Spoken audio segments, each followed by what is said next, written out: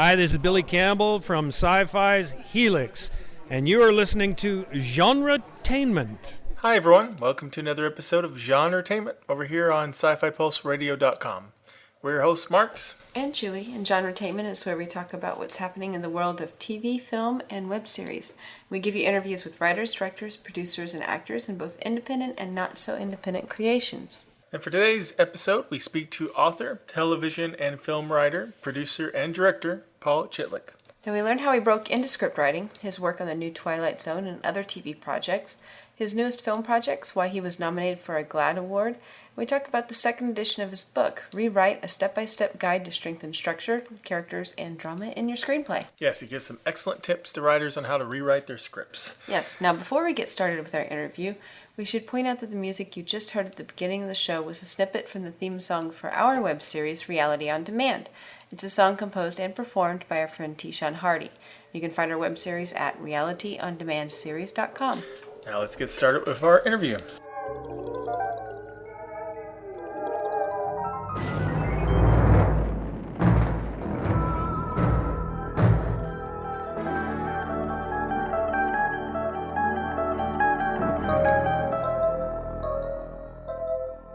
Well, hello, Paul. Welcome to the show. Hi. Now, before we talk about the second edition of your book, Rewrite, Strengthen Structure, Characters, and Drama in Your Screenplay, I want to get a little bit into your background. So can you tell us how you got into writing and producing? Wow. That's a pretty long story, but I'll give you the short form. I started off, when I was in college, I wanted to be a novelist. And I had lived in Spain during my junior year, went to the University of Madrid. So I decided to go back there when I got out of school and start my writing career. But it was kind of tough to make a living there as an illegal worker. So eventually I did publish something there, but it was poetry in Spanish, which is kind of a strange thing, but that's the way my mind was working at the time. Then I went to London and I worked as a whole rash of different kinds of jobs, but ended up being a journalist on a daily news service, which was great training for copywriting, for proofreading, for writing to a deadline, and a number of other things. I also contributed magazine articles and things like that, and my first published short story. But after living there in London for 4 years, I decided to go back to the States.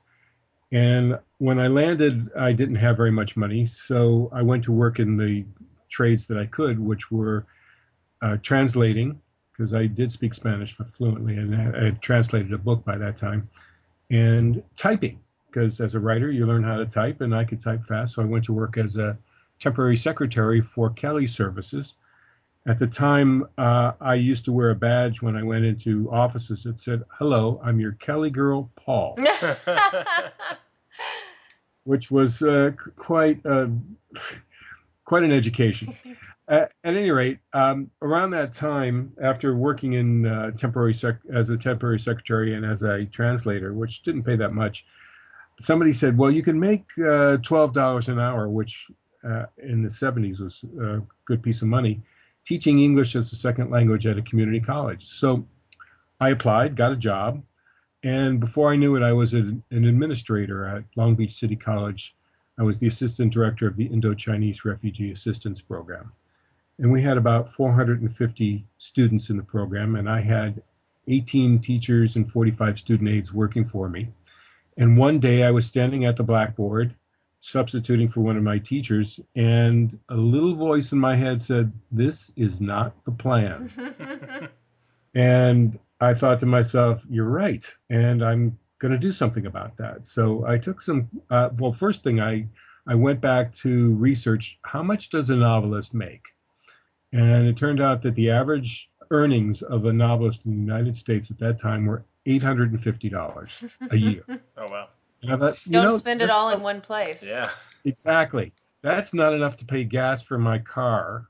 One of my cars. At the time, I had two cars, and I had a secretary, and I had all kinds of benefits, and I was in really a great position. But I thought, no, I'm going to quit my job, and I'm going to be a screenwriter, because I took a couple of classes at UCLA Extension in screenwriting. And I did quit my job after a few months, and I had 6 months worth of money saved up. And of course, I didn't earn a penny as a television writer for another 2 years. But then I did. And my first job in television was writing for Guilty or Innocent, which was one of the early reality reenactment programs. And they reenacted famous trials. And I wrote all the reenactments, not all of them. I wrote half of them, and I supervised all the rest. I was the executive story editor. And that's how I got that into that. And then I met Jeremy Finch, who became my writing partner. And we got all kinds of interesting jobs, including Twilight Zone, which probably brings me around to what's more interesting to you guys, which is writing science fiction. That's going to be our next question, actually. Yeah. Oh, what was it like writing for Twilight Zone, writing an anthology sci-fi? Yeah. Just such a classic and a popular one. It was a fantastic experience, I have to say. We not only wrote for them, but we chose stories and listened to other writers.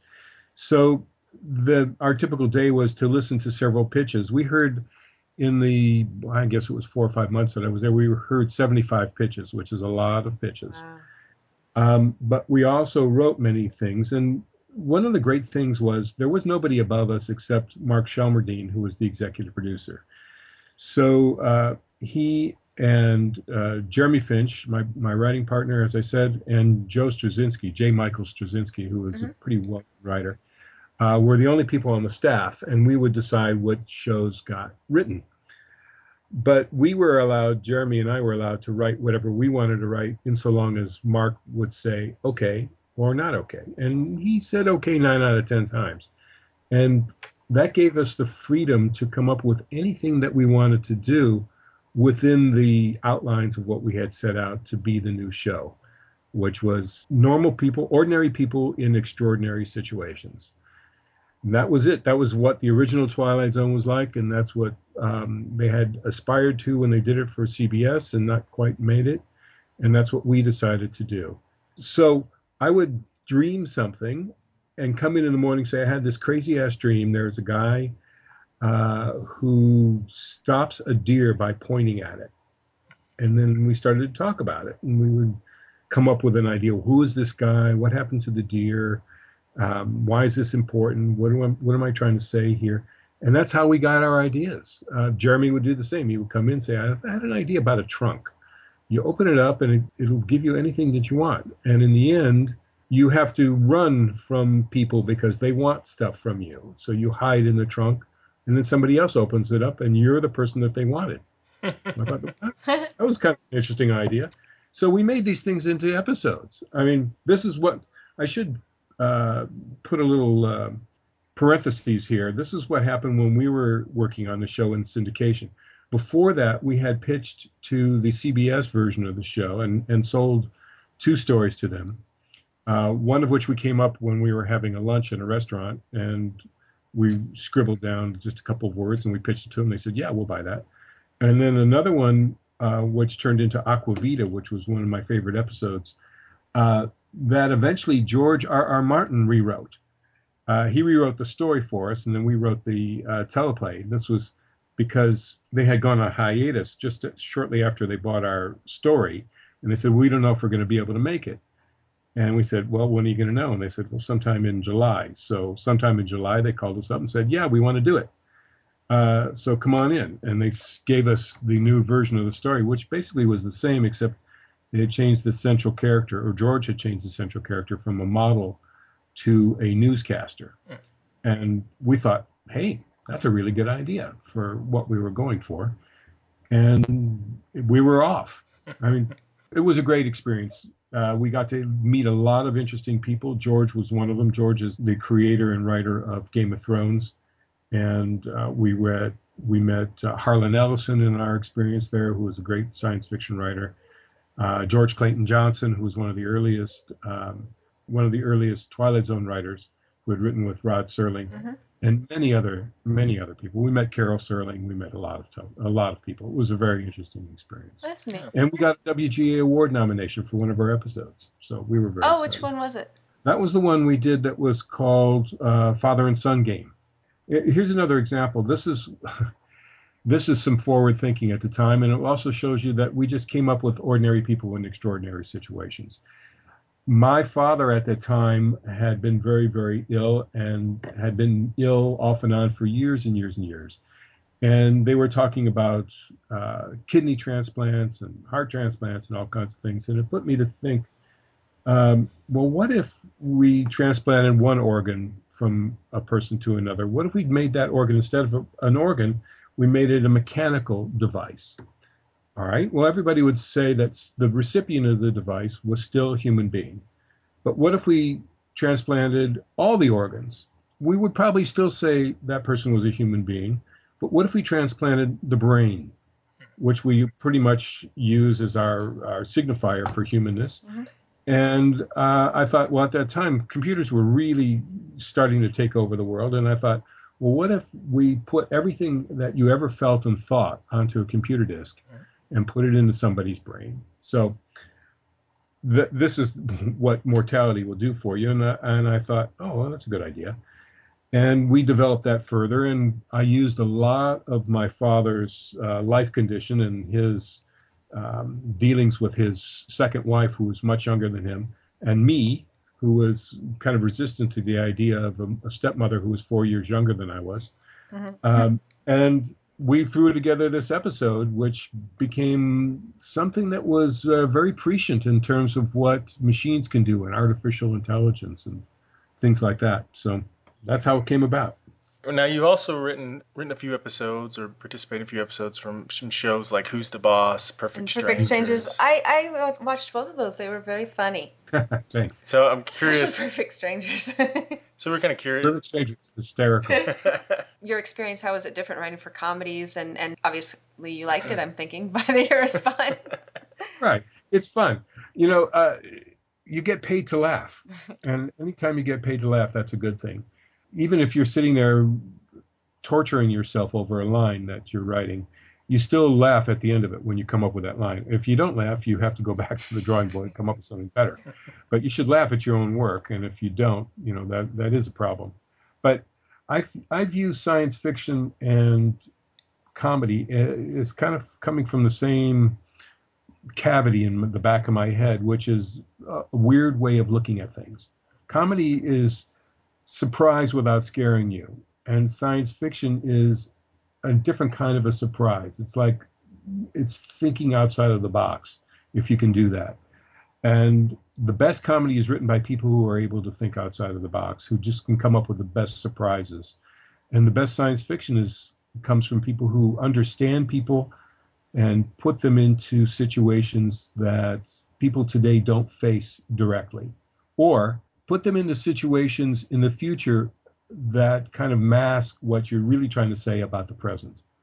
So I guess you could say I like writing for both of them. I don't have a particular favorite. I just dig back in there, and whatever comes up at any particular time is what I want to write.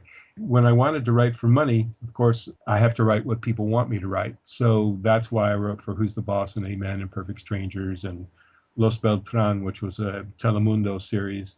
And I wrote Beyond Belief, which was a sort of a science fiction, semi-Twilight Zone series for Dick Clark Productions and Fox. It's very hard to predict what I will come up with. I think most writers like to choose a particular genre and stick with that. And this has always gotten me into trouble with my agent, who's always said, well, please just stick with one thing so I can sell you. And I say, I don't want to do that. I just want to write what I want to write. So I'm just going to let the creative process take you where it goes. Yeah, that's exactly right. I just finished writing and directing a movie called The Wedding Dress. And I'm in post-production now. I think I locked picture this past week. When I say I think, you never know. You hope you've reached the best it can be, but maybe somebody will have a better suggestion. I'll find out. But anyway, this is a story about a wedding dress that passes down from generation to generation, and the women who inherit it and the choices they make because of the people that they love. And in the first generation, it's about a woman who chooses to love an American. It's a British woman who chooses to love an American soldier in 1944. And he's an American Jewish soldier, which makes it even more difficult for her. Then her daughter chooses to love a woman and wants to get married to a woman in 1967 in Berkeley. Yeah. Nobody thought of that then. Yeah.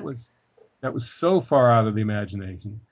And then the third one is about, well, the woman who was a lesbian did not have children, but she had a protege, and the protege is considering marrying a Guatemalan, but she won't ask him because she's too proud to ask him to marry her. And then he comes to her being chased by the immigration authorities and said, let's get married. And she doesn't want to do that because that's not very romantic. So it's up to the woman who is the lesbian from the middle act to convince her that she'd be stupid for not getting married to this guy. She loves her. She loves him. He loves her. They have a great life, but she's throwing it away because of pride. So at any rate, the wedding dress finally gets worn in a wedding. The other two, they don't. Oh. So I want to see you never this. know what you're going to come up. Well, thank you. I really want to see the that. website. You can go to the wedding dress website on Facebook. It's Wedding Dress the Movie on Facebook. Oh. Oh, Yeah, it good. sounds That really does good. sound very good. Thank you. What's the tone like? Is it a drama, a dramedy, a comedy? Is it Yes. all above? It is a drama, but it has comedic moments. Okay. Oh, good. That's my favorite kind. Yeah. So it doesn't have a lot of comedy, but it does have comedy. So because life has comedy, life has laughter. Yeah. It should have laughter. If it doesn't, you're in the wrong kind of life.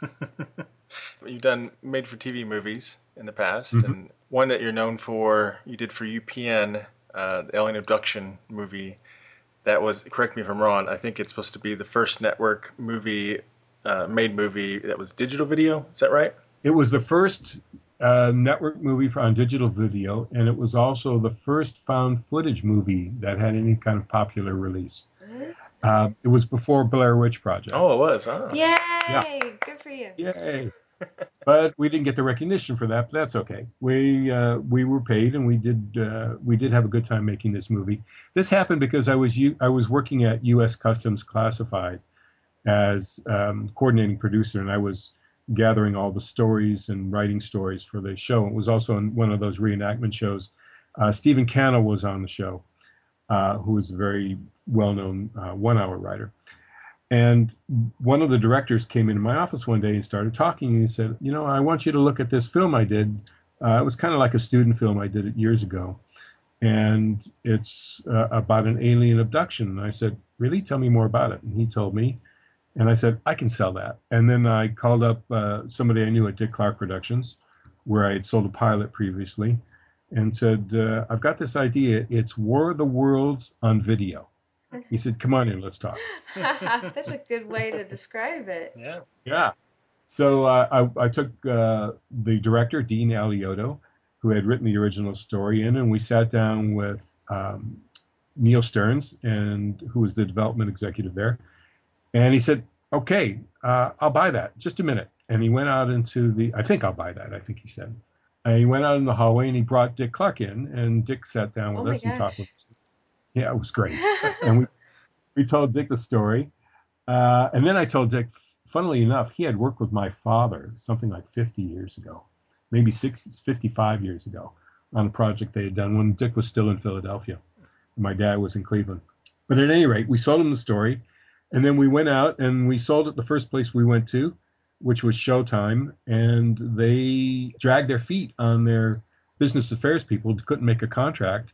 So we went out and tried to pitch it again. We went to Fox, who laughed us out of the office and said, oh, we would get laughed out of Hollywood if we did this. And I said, really? Really? Okay. We went down to UPN, and when we walked in the building with Dick, everybody started coming out of their offices to see him. And Lucy Salhaney, who was the chairwoman of the network at the time, came into the pitch, which you never have. And she came in. We pitched it as War of the Worlds on videotape, and we were into it like 5 minutes. She jumped up and said, I'll buy that. And Oh, that's great. one of the great things about it is we went up to Canada to shoot this, and we used a pseudonym for the title so that no one would know what it was about. So we just called it the McPherson Tape, or we called it Country Music, or something. We called it Country something. Don't even remember what it was.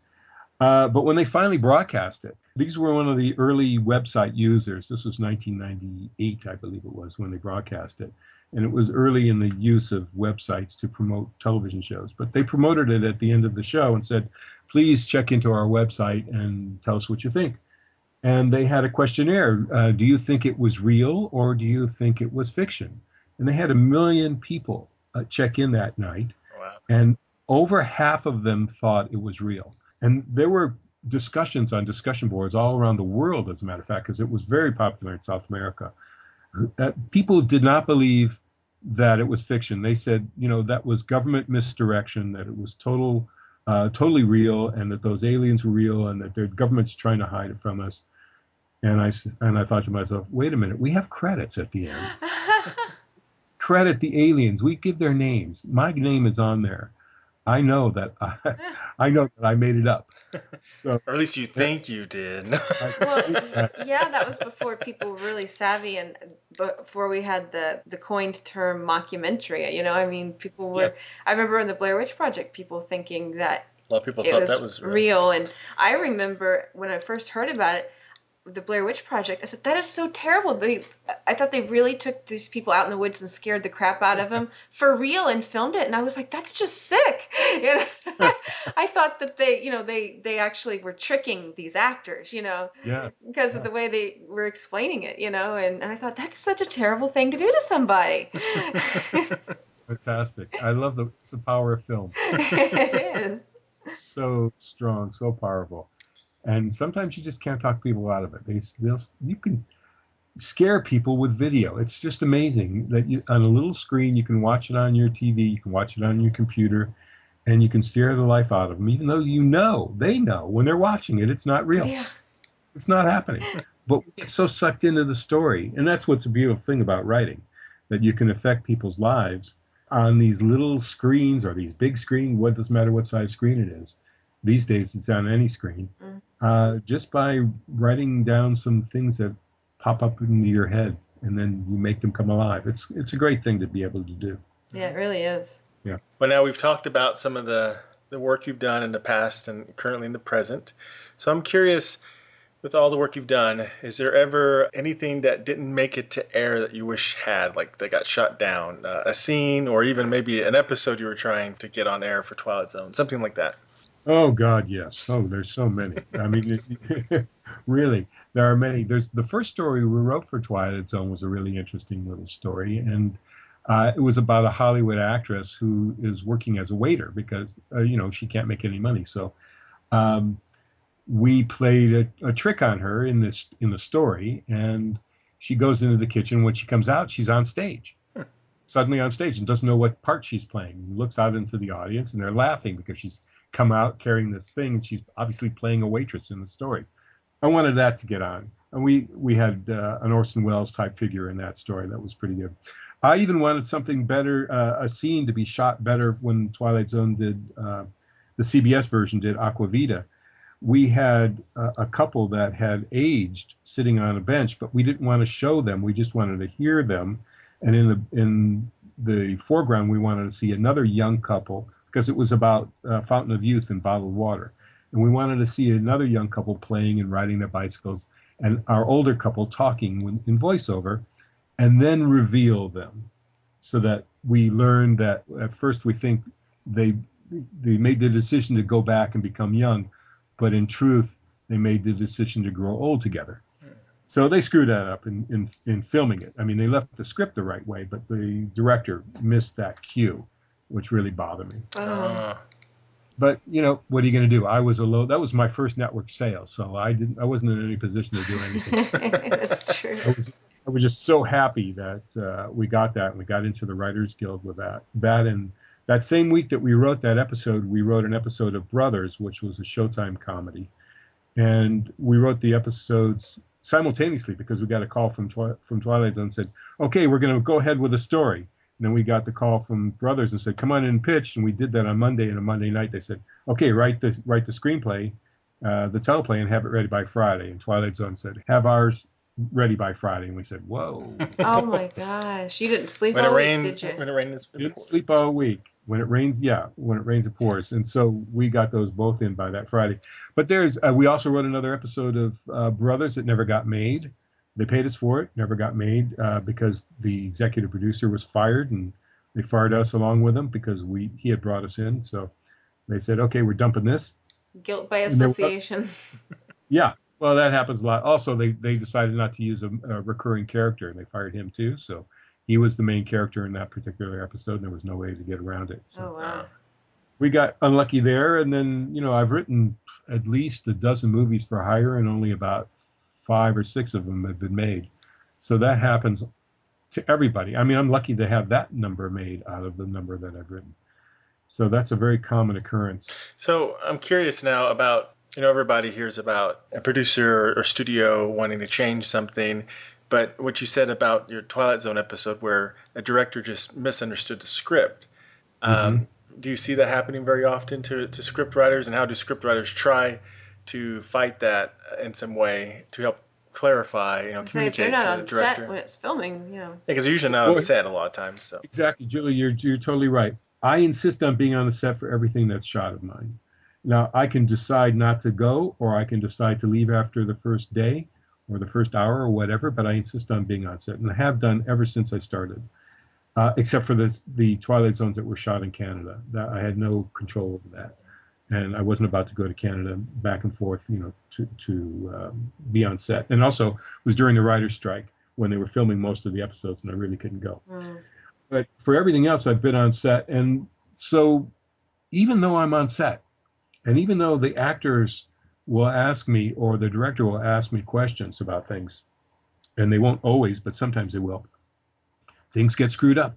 Even on set on my own film, I had to put the writer in his office. I wrote it, I directed it, I produced it, but sometimes there were things that I had to change as the director that I would say, that doesn't work. We're going to have to do this. Or we don't have time for that. We can't shoot that. We're going to have to do this. So you just never know what's going to happen. Now, fortunately, I could consult with myself when I was shooting that movie. Yeah. And I did. And sometimes I would say, fuck the writer. I'm just going to do what I want to do. And I just did it.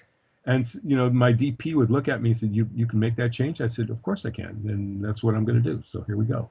Because you've got time constraints. You've got actors saying, I don't think she would say that. And you want to tell them, of course she would say that. I created this character. How the hell would you know what she would say? But sometimes they're right. Sometimes they're not. And sometimes I'll say, let's try it that way, and let's try it the other way, and see what works out in post. Or I'll just say, you're right. Let's do it that way. Or, I have something else in mind for that. So let's keep it that way.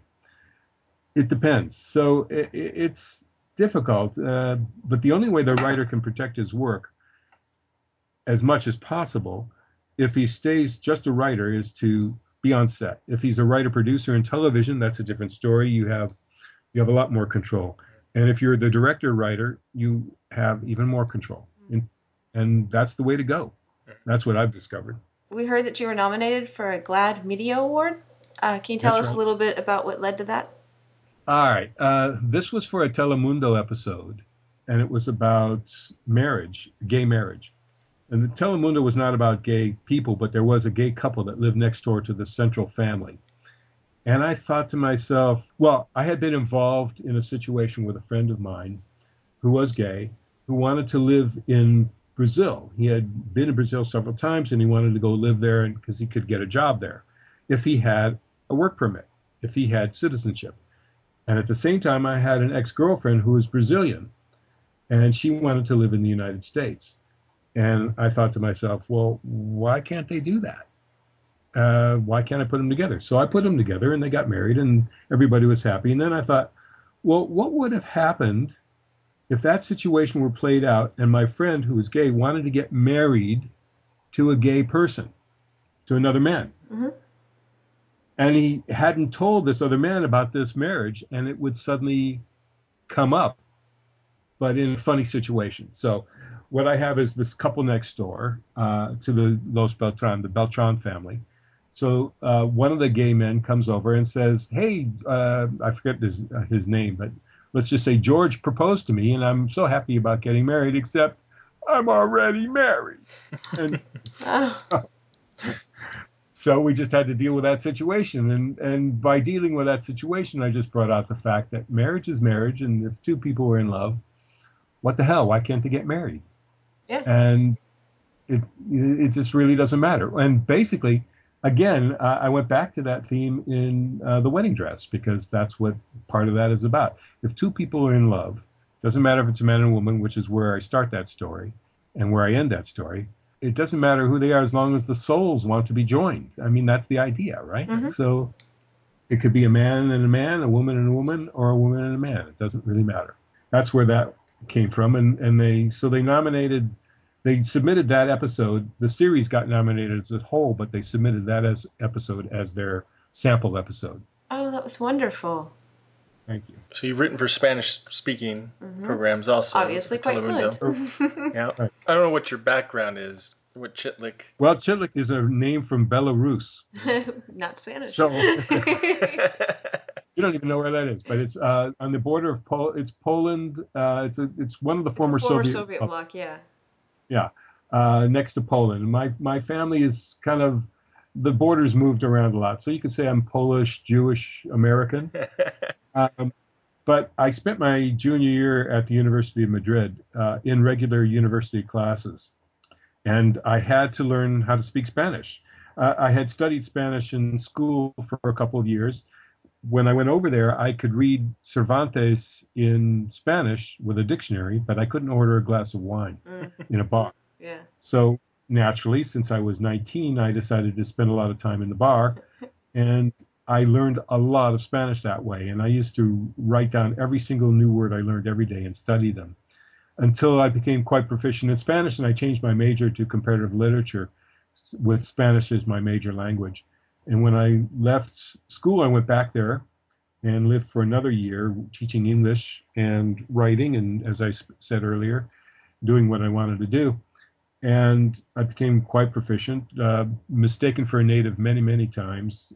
And since then, I've worked as a translator, and I taught at the University of Barcelona's film school, both online and on the ground. So I've been to Spain several times to teach there. And I've been to Cuba to teach in the film school in Cuba. I didn't realize Americans could go down to Cuba and do that.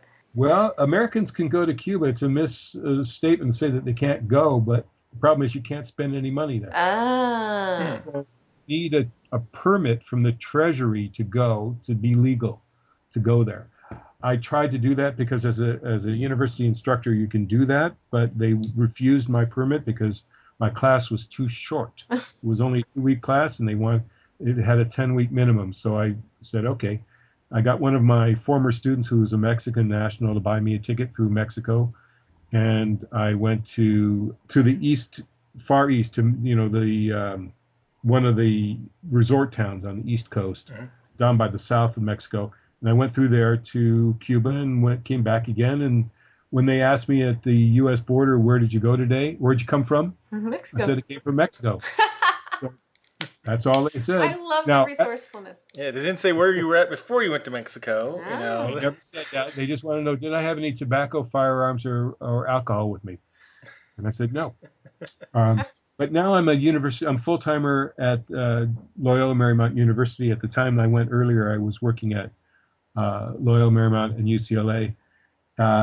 And now I can travel under the permit that's been issued to the university. So I don't have to go through all that, but it's a pain in the neck. I've also taught at UNIAC, which is the university in Santiago, Chile. I've taught there a couple of times.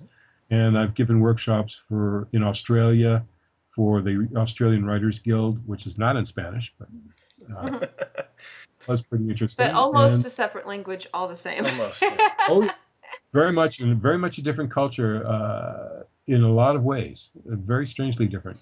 Winston Churchill used to say the Americans and the English are two cultures divided by a common language, and he was so right in that. Something I learned when I lived in London for several years and had an English girlfriend. I could understand every word she said, but I didn't always understand what she said. Yeah. What she meant. We'll talk to our friend Ian, and he's in Manchester, and I'll be like, speak English. Yes, please. And I'm like, speak American.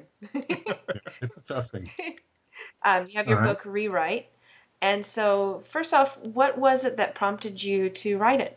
Well, when I was teaching at UCLA, I was teaching in a program called the Professional Program in Screenwriting. And they didn't have a class in rewriting. And I knew from working in television and film that you don't get anywhere until you've been through about 10 or 15 or 20 or even 25 rewrites of something. It doesn't reach the studio floor until you do an average of 25 rewrites, according to some people I've spoken with. So I thought to myself, well, we've got to have a rewrite class here. And I talked to the people that were in charge, and they said, well, no one's ever thought of that. And I said, well, why don't we try it out and see what happens? And I did that. And doing that, it became a very popular class. We always had more people that tried to get into it than we could accommodate. And one of them one day said, you know, Paul, I've been taking notes, and here, you should write a book about this. And I said, well, I don't really have that much time. I'd have to sit down. He said, here's the outline.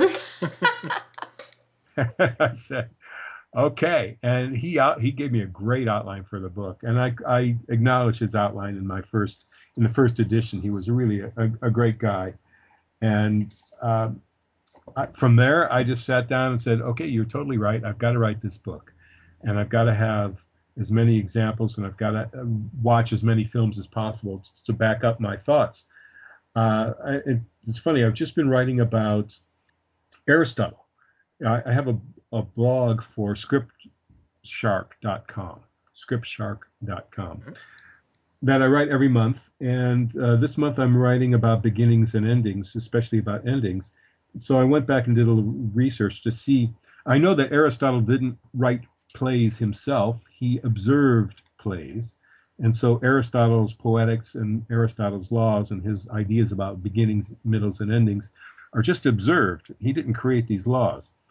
And I thought, well, I just want to observe what the structures are, what the conventions are of modern movie making, and relate those, because just saying that they have a beginning, a middle, and an end is not enough, and just saying that they have a first act, a second act, and a third act is not enough, and just saying that they have an inciting incident and whatever is not enough. So I came up with my own approach, my own grid, if you will, that you could lay down on a film script, and most film scripts, and I say most because not every film script conforms to this, but most do. Most American films do.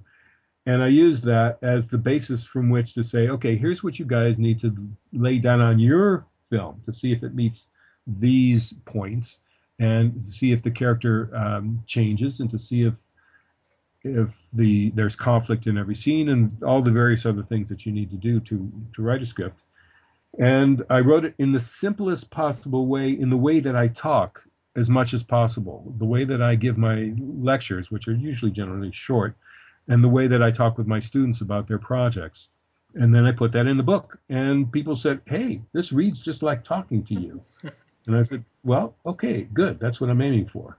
The only criticisms I got on the book after it came out and was reviewed, and it was reviewed very well, were it needs more examples. So I thought, I think you're right. I'll do that. And so I've added a lot more examples. And of course, when you write something, as soon as you turned it in, you think, oh, shoot, I forgot something. Or, oh, I wish I'd done that. Or 6 months later, you come up with a new idea that applies. And so I applied all the new ideas that I came up with in the several years. I think I first published it in 2008. So in the next 5 years, I came up with more ideas, specifically about how the antagonist works in a story, and how the antagonist has his own 7-point story and his own goals. And we often don't think about that when we're writing an antagonist. We just think that he's standing in the way of somebody's goals, but in fact, he's got his own goals. Mm-hmm. And they just happen to be in the way of the other person's goals. Well, or he has to... yeah, it's sort of like the villain. The villains rarely see themselves as the villain. They think they're in the right. They're the good guy, and the other guy is in his way, and so really everyone's the protagonist in their own mind. In their own minds, exactly. I mean, this was brought to mind years and years ago, and I believe it was William Blinn who told me this. He's a writer. He wrote Brian's Song, among other things, and many other, which was one of the first successful TV movies.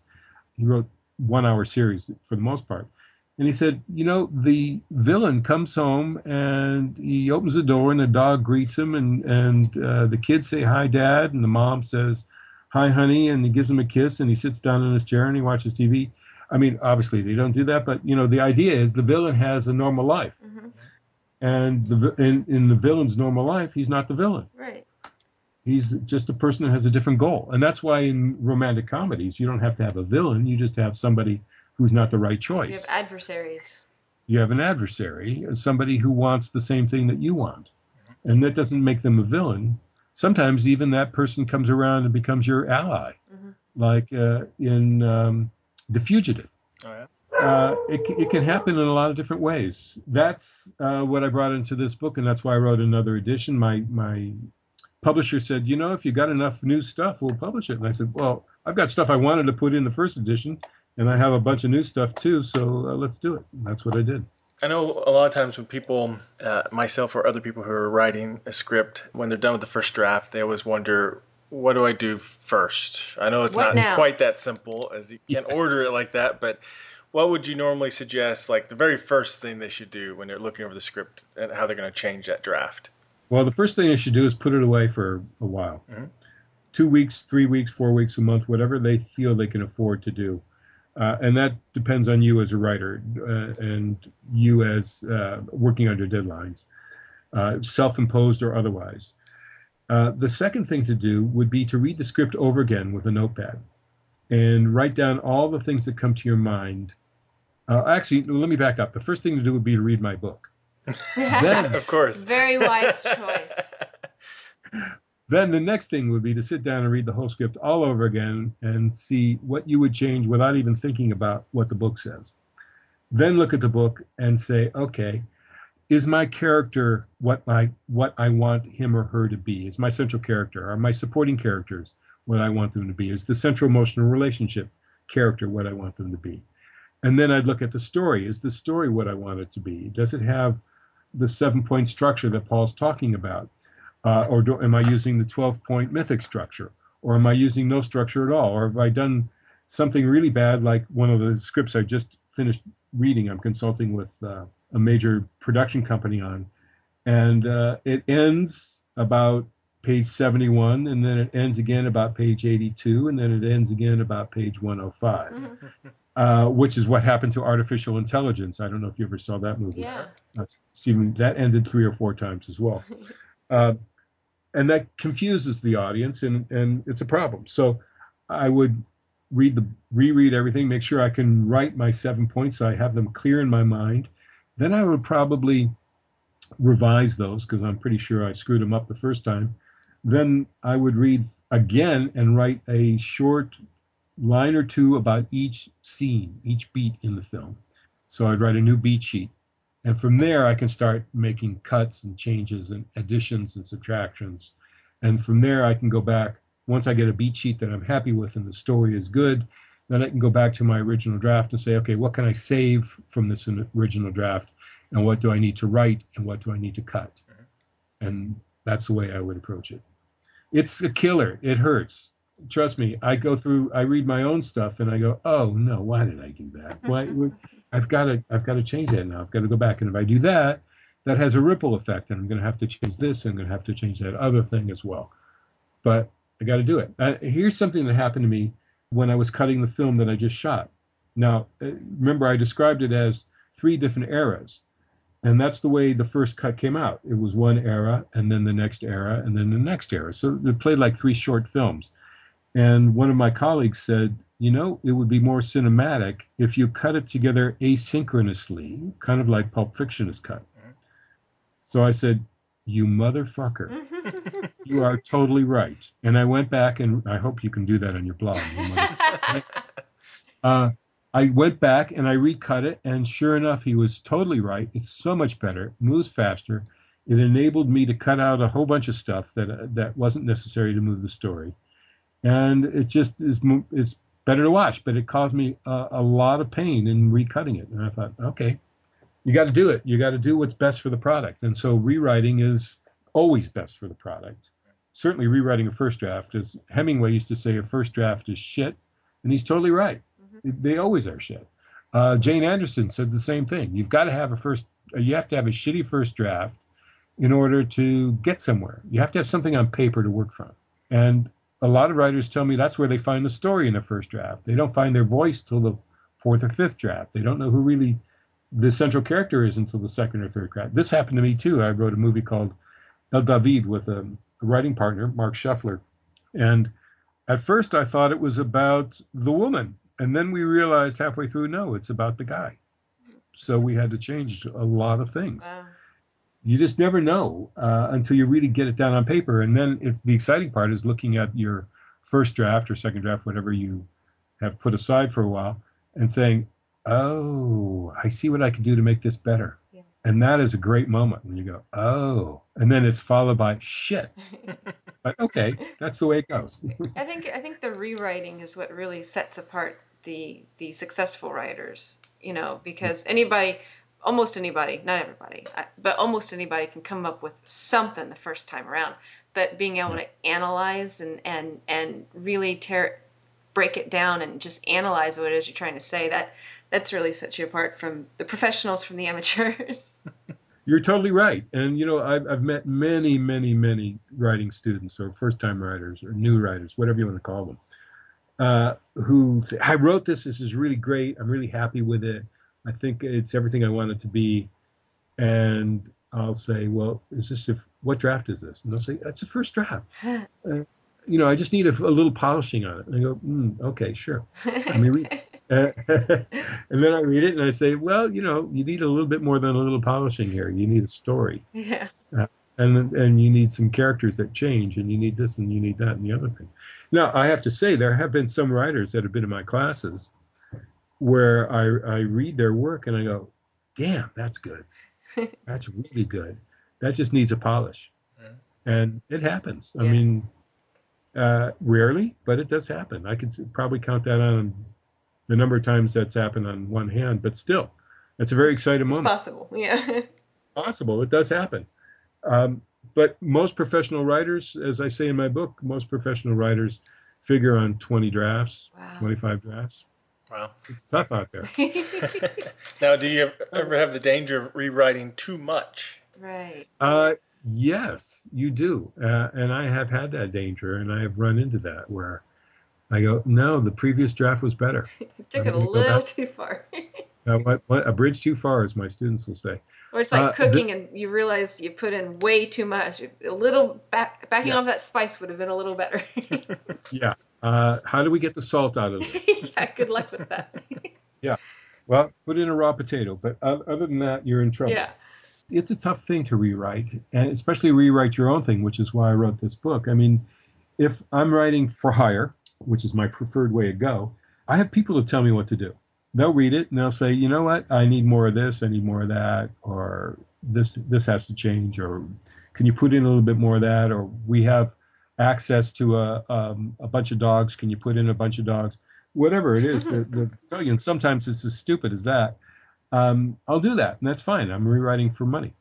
Sometimes I'll have people that'll tell me to rewrite. I had James Orr and Jim Cruikshank as executive producers on a project I did for a company years ago, Reicher Entertainment, and it was for the Olsen twins. And they were brilliant when they would give me notes and they would say, you should do this. Go have a look at the Wizard of Oz and how they deal with that, and look at this movie and how they deal with that. And it changed every time they gave me notes. It changed the script for the better. I've also had people say, well, we want you to take that out. We want you to do this. We want you to do that. And I'll say, okay. And I'll come back and I'll have not done their notes because they're too stupid to do. And they'll either forget the note or they'll say, why didn't you do that? And I said, you know what? I couldn't make that work. Do you have an idea on how to make that work? Mm-hmm. And then I'll just leave it at that. So sometimes it works, sometimes it doesn't. Sometimes I say, yeah, put it back in. Now, about how many times do you think you need to rewrite your work before you show it to somebody else to get their input? Is there a magic number, or just when you think you need help?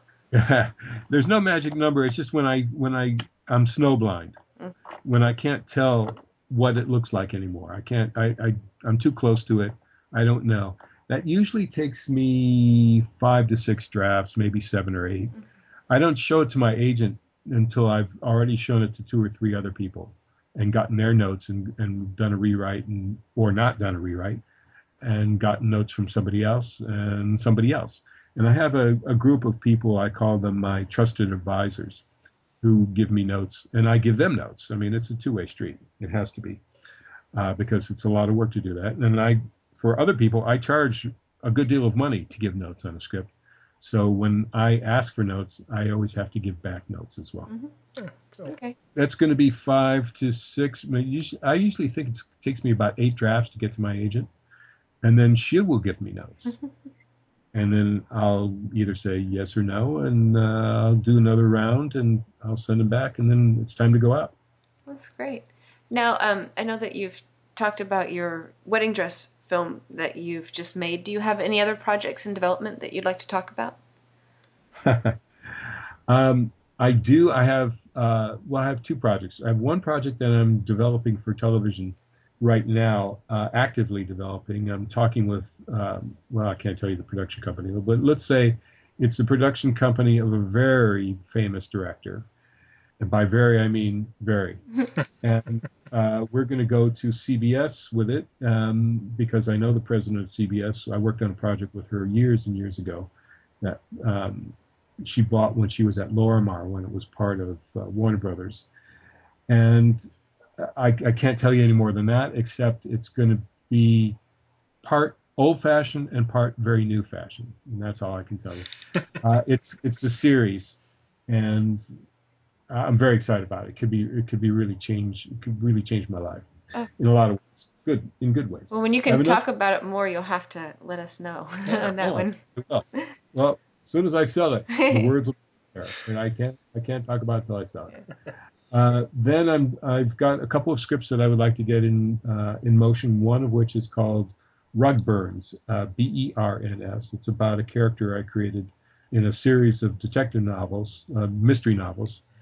The first of the series is called Burns with an E, and it's about a guy in Los Angeles. In this particular episode, I guess you would call it, it's a movie. I'm going to turn it into a movie. This particular book is about sexual addiction and brother. So he believes that his brother did not commit suicide but was killed, and he is looking for the killer. And in researching his brother's life, he becomes involved in sexual addiction like his brother was, with the same woman. Oh. Must be something to her, huh? To her. She's got some of that magic. So that's the next project I'd like to direct. I've written it, and I'd like to direct it, and we'll have to see how that works out. Have you ever directed someone else's script? I have not. I have directed, the only other directing I have done has been on television when I directed for Real Stories of the Highway Patrol and U.S. Customs Classified, when I directed episodes of reenactments for them. And it was always my own. I never directed anybody else's. So I always had that luxury of being able to cut a line here and there and not get a lot of shit from the writer. Unless you look in the mirror, right? I was going to say, unless your dual personalities start really fighting it. Right. I have a problem. But I always had a lot of fun doing those. I even acted in when I was a stuntman in one of my episodes because I wanted somebody to ride a bicycle and take a fall. And no one else on the set knew how to do that, and I did, so I did it. So. Oh, it's great. And if you get hurt, you have no one to blame but yourself. So. That's right. I didn't even wear a helmet. That really was against my rules. Oh, good thing you didn't get hurt. The paperwork is a pain. Yeah, that would be. You know what they call a motorcyclist or a bicyclist without a helmet at the emergency room? Organ donor. You got it. I call him that when I see him on motorcycles. I'm like, well, I hope they're an organ donor. Someone might appreciate those. Yeah, it's such a crazy thing. So yeah, that's what I'm working on next, and what I'm going to write next, I don't really know. I do have another idea for a play, also based on reality, about 4 actors who had various degrees of success, and one of the actors is very ill, and how they deal with that. Oh, interesting. Great. All right. Before we go, please tell everyone where they can find you online and also find your book. Thank you. That's great.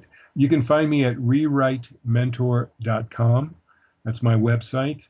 I need to do a little updating because I'm going to be doing another seminar in Italy next summer. and I don't have the information about that up yet, but it will be soon. You can also find me online at mwp.com, Michael Weesey Productions. That's my publisher. Mm-hmm. And you can just Google the hell out of me because I'm all over the place. So, thanks to the book, and thanks to Twilight Zone, and thanks to a couple of other things I've done. Yeah. So, and if you're interested in going to film school, well, I recommend Loyola Marymount University as a film school. We ranked number 8 in the nation last year, which brought us, we were up from 13 the year before, and I think that's partly because of our innovative writing and producing for TV program, of which I am a driving force. And so that's where you can find me. Oh, that's great. Excellent. Thank you so much for taking the time to talk with us. It was a lot of fun. Yeah, it was. It was a pleasure. Thank you.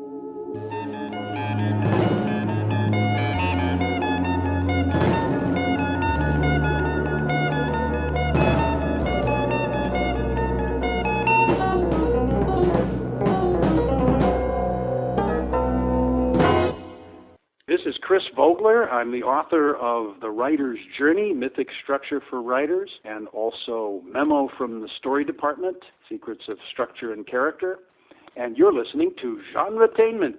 Well, thanks to Paul Chitlik for chatting with us, and if you're a scriptwriter, we recommend buying his book Rewrite, published by Michael Weesey Productions. You can find the book at mpw.com or from booksellers like Amazon. Mm-hmm. So that's it for today's GenreTainment. We'll be back soon with all new guests from our favorite films, TV shows, novels, and web series. Keep up with our shows on iTunes, Facebook, or at the websites GenreTainment.com and SciFiPulseRadio.com. And don't forget, you can also check out the other great shows on the Sci-Fi Pulse radio channel, like SFP Now, The Roundtable, and more. Until next time.